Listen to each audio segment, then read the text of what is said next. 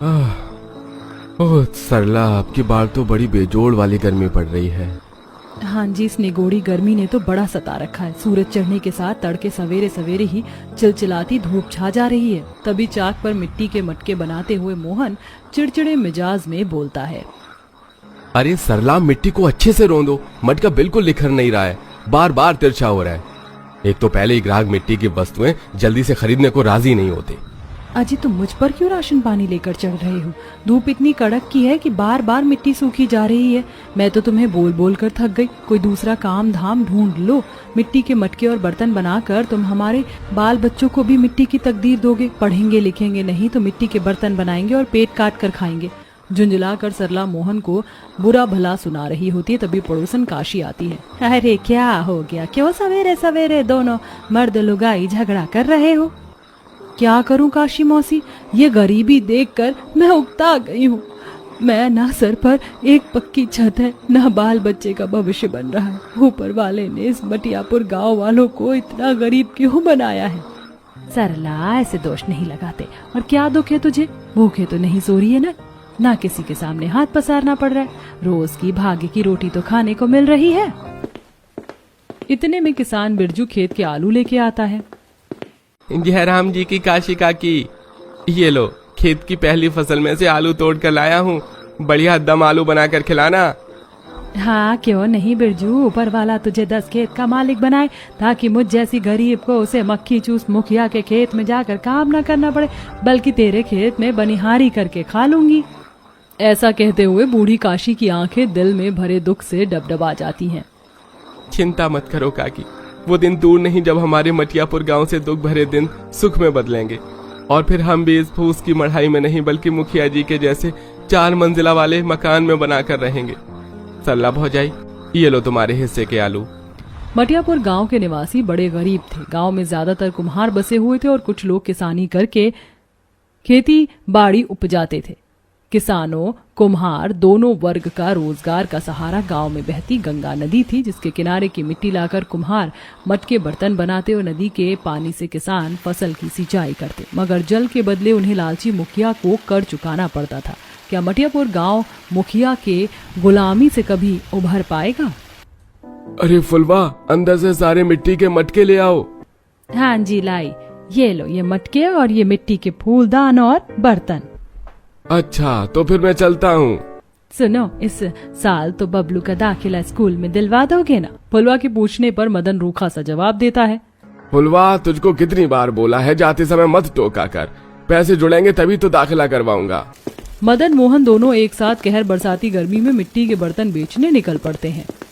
इस बार तो बड़ी तंगड़ी गर्मी है। सूरज की किरण फूटने के साथ गर्मी की कहर बरसती है। ऊपर से चाक चलने में माथे से टप टप पसीना चूता है और उस हिसाब से बर्तनों का मोल भी नहीं मिलता। अरे ऐसे में हम जैसे गरीब कुम्हारों का परिवार किस तरह अपने परिवार को कमा कर खिलाएगा? धरती मैया ही बेड़ा पार लगाएंगी अब तो। पसीने में लथपथ दोनों एक घने पेड़ की छांव देखकर कहते हैं। चल मोहन, उस छायादार पेड़ के नीचे बैठकर रोटी खा लेते हैं। दोनों जैसे ही पेड़ के पास आते, एक बुढ़िया जिसके पूरे शरीर में कोढ़ निकला हुआ था, आते जाते लोगों के आगे गिर गिर कर भीख मांग रही थी। भगवान के लिए एक रोटी खिला दो, थोड़े फल दिलवा दो, बड़े दिन से कुछ नहीं खाया। तभी मुखिया मखमली धोती कुर्ता पहने उसी राह से गुजरता है। तभी मुनीब घिन खाते हुए बोला, राम राम मुखिया, दूर होकर चलिएगा, इस बुढ़िया को कोड़न है, पता चले हमें भी छुआछूत लग जाए। बुढ़िया मुखिया के पैर पर माथा पटक कर आंसू बहाते हुए विलाप करती है। साहब, मेरी दशा पर तरस खाई, थोड़ा खाना खिला दो। पत्थर दिल मुखिया उसे जोर से लात मारता है। अरे चल हट बुढ़िया, अपने कोढ़ की बीमारी मुझको भी लगाएगी क्या? तुझको तो मैं एक खोटा सिक्का भी ना दूं। जाकर चुल्लू भर पानी में डूब मर। इतना कहकर घमंडी मुखिया चला जाता है। वहीं बुढ़िया घाव छिलने के चलते छटपटाने लगती है। बचाओ कोई। मदन मोहन नम्रता दिखाते हुए उसके पास आते हैं। अम्मा, आप ठीक तो हैं? पानी पिला दो, नहीं तो मेरे प्राण निकल जाएंगे। बस अभी लाता हूँ अम्मा। मदन मटके में पानी भरकर लाता है। लो जी अम्मा, पानी पी लो। अम्मा, ये रोटी भी आप खा लो। भगवान तुम्हारे बाल बच्चों को आबाद रखे। बच्चों, भूख से बेहाल बूढ़ी अम्मा रोटी खा लेती हैं। अम्मा आपका घर कहाँ है?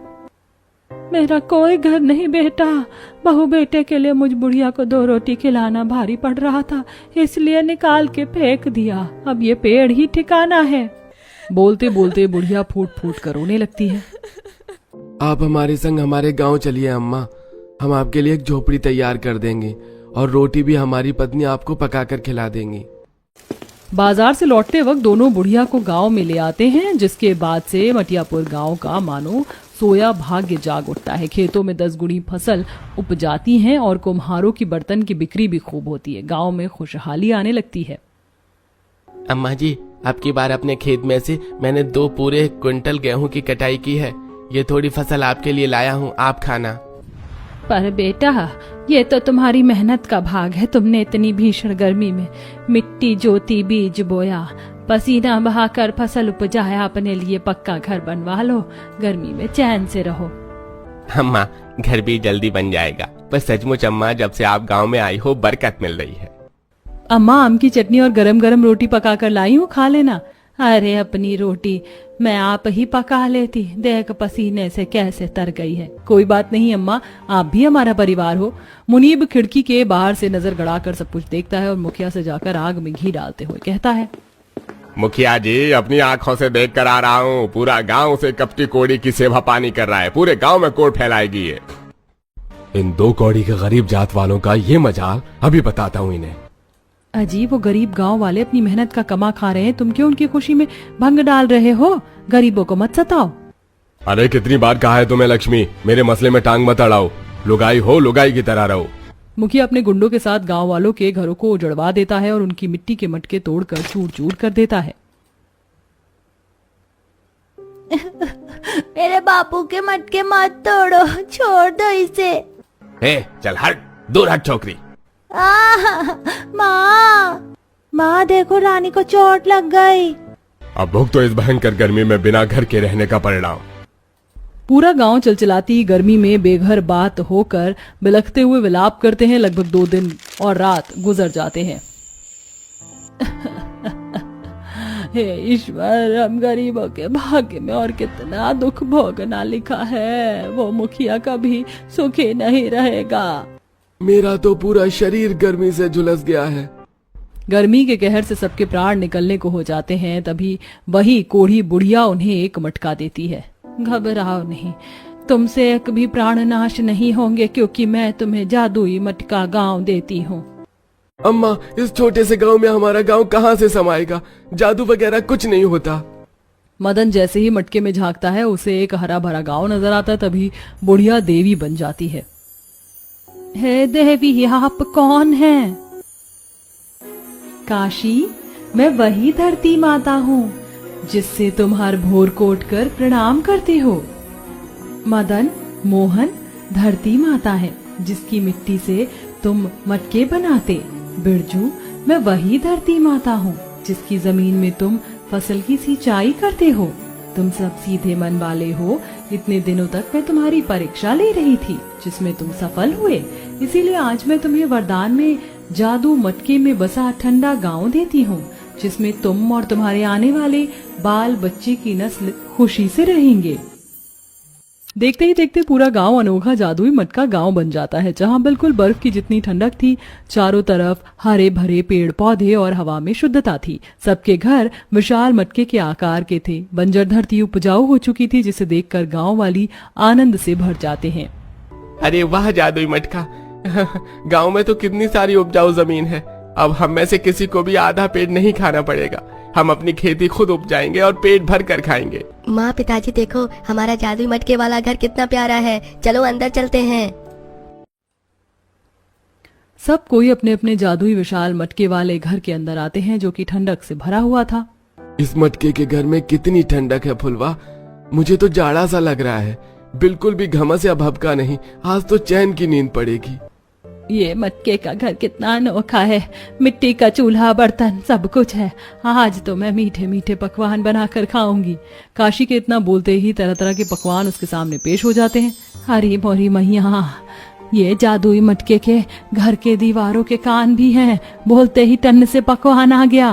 क्या देख रही हो काशी मौसी, मालपुए खाओ।